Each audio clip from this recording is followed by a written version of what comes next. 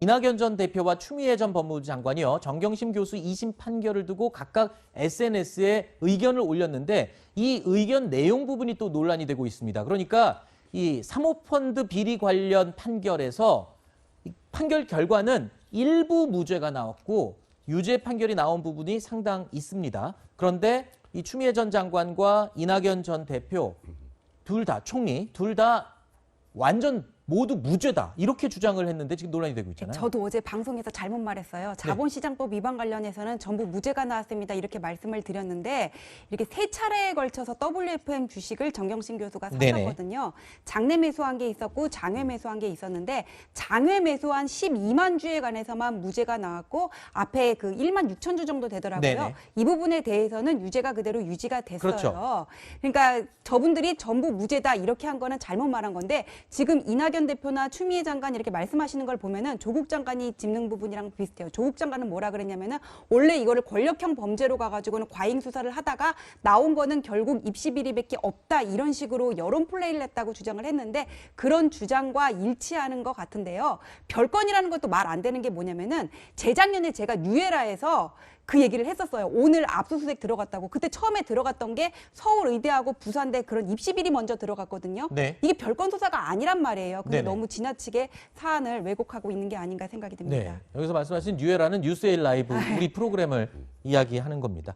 자, 그리고 이 어제 정경심 교수 2심 결과를 두고요. 과거의 발언이지만 다시 또 주목을 받는 내용이 있습니다. 2년 전이었죠. 조국 전 장관의 딸 조민 씨가 한 라디오 프로그램에 나와서 했던 말인데요. 어제 판결 이후에 다시 또 관심을 끌고 있습니다. 들어보시죠. 그러면 정말 억울하죠. 제 인생 10년 정도가 사라지는 거니까요. 근데 저는 고졸돼도 상관없다고 생각하고 있습니다. 시험은 다시 치면 되고 30에 의사가 못 되면 40에 되면 된다고 생각합니다. 백 변호사님. 네. 그러니까 지금 입시 비리 혐의 7개 이 스펙 혐의에 대해서 모두 유죄가 인정된 상황에서 네. 이 고려대, 부산대 모두 지금 이 조치를 할 것이다. 고려를 하고 있다. 이렇게 얘기가 나왔어요. 근데 2년 전에 이런 얘기를 했습니다. 의사 못하면 어떻습니까? 40에 하면 되고 그 이후에도 되고 이렇게 얘기를 했거든요. 못하게 될 가능성이 꽤 높아졌습니다. 아, 그래요? 왜냐하면 뭐 제가 뭐 지금 조국 전 장관에 따라 뭐 비판하려고 그런 취지는 아니고요. 네. 지금 부산대 의전원이나 고대 같은 경우에 일단 법원의 판단을 보고 법원의 판단을 본 이후에 이게 정말 입시 비리라면 입학을 취소하겠다, 그건 취소 검토하겠다는 얘기를 밝힌 상황 아니겠습니까? 네. 제가 아까 조금 전에 말씀드렸던 것처럼 이제 대법원 확정 판결을 기다리겠다가 좀 얘기가 안 되는 게 뭐냐면 항소심에서 사실관계는 확정된다 말씀드렸죠. 사실관계는 대법원에서는 이미 법리만 판단하는 겁니다. 네. 사실관계 확정된 거 7대 스펙 다 허위 위조. 이거는 그냥 이제 법원에서 판단으로 나온 거예요. 이거는 뒤바뀌어지지 않습니다. 그렇다면 입학 사정 업무를 방해한 것이고 방해한 것이라면 아무래도 입학이 취소될 가능성이 많을 거고요. 그리고 일단 의사 면허를 따기 위해서는 의전원 졸업이 돼야 되는데 그 자체가 사라져버리면 의사 면허 역시 무효가 될 가능성이 많습니다. 알겠습니다. 자, 마지막으로요.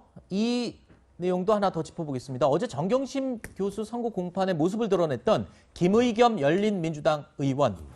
자, 그제 출연했던 라디오 방송에서요. 윤석열 전 총장 사단의 검사 2명이 조국 전 장관에게 전화를 걸었고 미안한 마음을 토로했다라고 공개를 했는데요.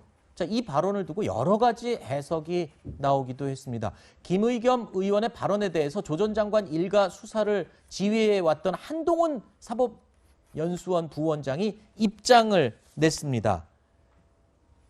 자, 그러니까 실제로 그런 검사가 있으면 누구지 밝혀라. 이렇게까지 얘기를 했네요. 그렇죠. 왜냐하면 지금 이제 김의겸 의원이 전언을 전한 거잖아요. 그렇죠. 본인이 들은 걸 전한 거고 그 내용이 사실이라고 하면 마치 조국 전 장관 가족에 대한 수사가 뭔가 좀 의도적으로 짜맞추기식으로 해졌다, 진행됐다 이런 뉘앙스가 있는 거잖아요. 그렇죠. 왜냐하면 그때 수사를 담당했던 권사들이 사과를 했다는 말은 우리가 잘못한 게 있다 이런 얘기 아니겠어요? 네. 근데 이게 사실인지 아닌지 모르겠어요. 왜냐하면 이게 전언을 내려온 얘기이기 때문에 그렇다더라 뭐 이런 정도 그렇죠. 수준이죠. 그러니까 이제 한동훈 지금 부원장 같은 경우에 그런 일이 있으면 누군지 밝혀라 그렇죠. 이렇게 얘기하는 거. 왜냐하면 이게 사실화 돼버리면 그럼 조국 전 장관의 수사가 뭔가 정치적 의도를 가지고 윤석열 윤석열 지금 후보가 했을 것이다 이런 네. 이미지가 생기는 거니까 한동훈 부원장 입장에서 그걸 좀 막기 위해서라도 네. 이름을 밝히라고 얘기할 수 있는 상황이라고 보여집니다. 알겠습니다.